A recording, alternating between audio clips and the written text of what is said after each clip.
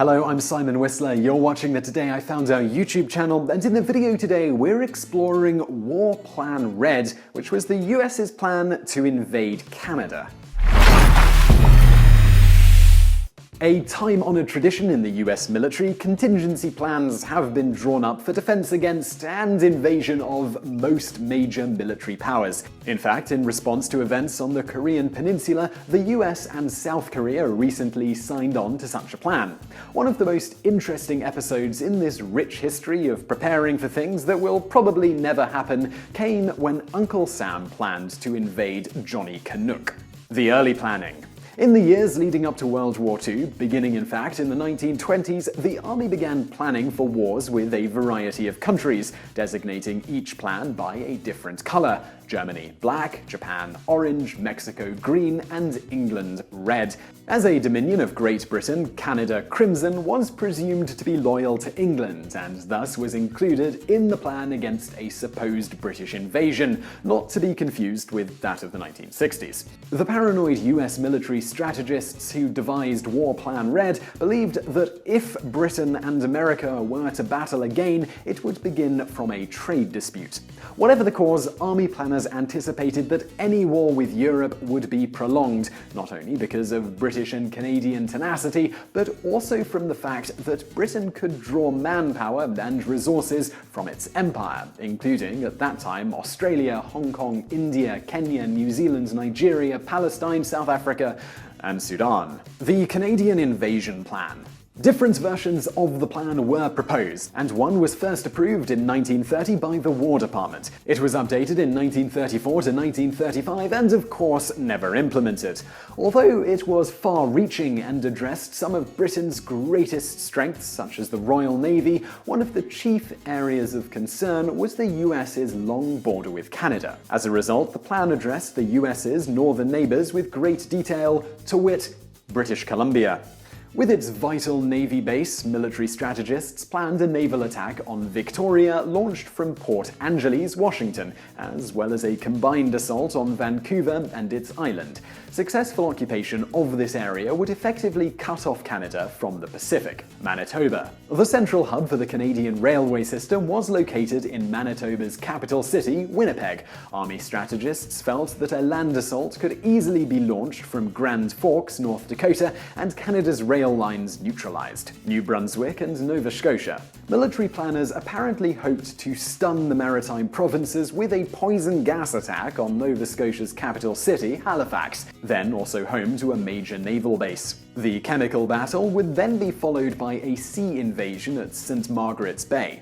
If that didn't work, an overland mission and occupation of New Brunswick would hopefully isolate the valuable seaports of Nova Scotia from the remainder of Canada, effectively stopping British resupply of its forces. Ontario. A three-pronged attack arising from Buffalo, Detroit, and Sault Ste. Marie would gain control of the Great Lakes for the US, in addition to causing a crushing blow to British supply lines. It would allow the United States to control most of Canada's industrial production. Quebec. An overland attack launching from adjacent New York and Vermont was planned. Control of this French-speaking province would, when combined with the control of the maritime provinces, stop Britain from having any entry point to the remainder of the country from the eastern seaboard. Revelation of the plan.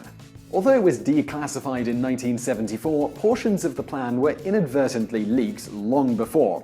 During what was supposed to be classified testimony by military brass to the House Military Affairs Committee, two generals revealed some of the details of War Plan Red. That testimony was mistakenly published in official reports, which were picked up and printed by the New York Times. Also revealed in the New York Times was the fact that the United States Congress had assigned $57 million in 1935, nearly $1 billion today, in order to build 3 air bases near the US-Canadian border in line with War Plan Red's recommendations in case the US needed to attack Canada. These air bases were supposed to be disguised as civilian airports, but the government's printing official accidentally reported the existence of the air bases on the 1st of May 1935, blowing their cover. Interestingly, War Plan Red's recommendations also proposed that the US not just invade in such a war with Britain and Canada, but take over, adding any conquered regions as states to the United States. And now the sad history of Americans invading Canada badly. Americans have a history of underestimating the Canadians. For example, in the Revolutionary War. In September 1775, Benedict Arnold, when he was still on the side of the United States, led an unsuccessful assault on Quebec City overland through difficult Maine wilderness. Over 40% of Arnold's men were lost making the attempt, and yet inexplicably he was promoted to brigadier general. And then there's the War of 1812. During the Second War with Britain, Thomas Jefferson opined that to occupy Canada was a mere matter of marching for US troops. Yet attacks in the Old Northwest, across the Niagara River, and north from Lake Champlain all failed. And there's the proxy war for Ireland. Over a period of 5 years, from 1866 to 1872, Irish Catholics from the US engaged in a series of raids on Canadian targets, including forts and customs houses.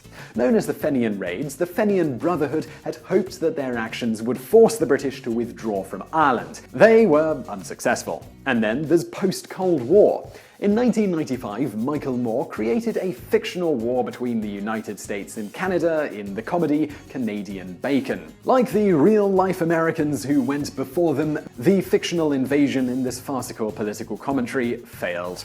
So what goes around comes around. Before you get the idea that only Americans are aggressive bastards, you should know that the Canadians had developed a plan to invade the United States before the US ever started on its scheme. Characterized as a counterattack, the 1921 plan more accurately resembles a preemptive war. The brainchild of Lieutenant Colonel Buster Sutherland Brown of the Canadian Army, the plan called for a surprise attack on the US as soon as the Canadians had evidence that America was planning an invasion. It was felt that a preemptive strike was required as it would be the only way Canada could prevail in a battle with its larger southern neighbor, which benefited from a far greater arsenal and much more manpower. Other advantages of the quick strike included the fact that the war would be fought on American territory, so losses in civilian life and infrastructure would be borne by the Americans. Finally, the Colonel thought this plan would best buy the Canadians time for their allies, the British, to come to their rescue before the Americans could launch an effective counterstrike.